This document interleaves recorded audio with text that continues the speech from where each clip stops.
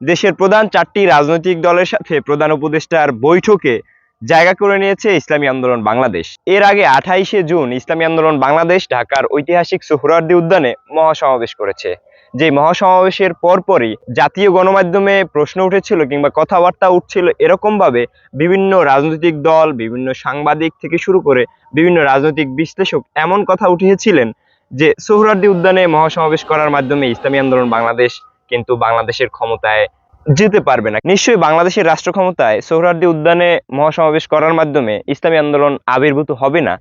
তবে আপনাদেরকে অবশ্যই মনে রাখতে হবে, বাংলাদেশের রাজনীতির গতি প্রকৃতি নির্ধারণ করে কিন্তু ঢাকা, এবং সেই ঢাকায় যে কোনো রাজনৈতিক দল কিংবা সংগঠনের সমাবেশ, মহাসমাবেশ, সম্মেলন খুবই গুরুত্ব বহন করে। ঢাকা যেহেতু দেশের রাজনীতির প্রাণকেন্দ্র এবং ঢাকা যেহেতু দেশের রাজনীতির গতিপথ নির্ধারণ করে, অবশ্যই ঢাকায় মহাসমাবেশ থেকে শুরু করে ছোট ছোট নানা ধরনের সম্মেলনের কিন্তু অবশ্যই গুরুত্ব রয়েছে।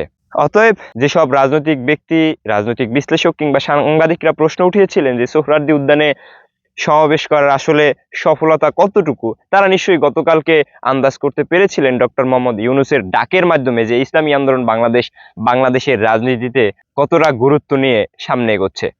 সবাইকে অসংখ্য ধন্যবাদ। ইসলামী আন্দোলন বাংলাদেশকে বলবো, মহাসমাবেশ একটানা বছরে পারলে 2-4টা করেন, কারণ ঢাকার মতো একটা জায়গার সোহরাওয়ার্দী উদ্যানে মহাসমাবেশ করে ইসলামী আন্দোলন বাংলাদেশ তাদের শক্তি, সামর্থ্য সবকিছুই জানান দিচ্ছে খুবই পরিকল্পিত এবং সুন্দরভাবে। ধন্যবাদ।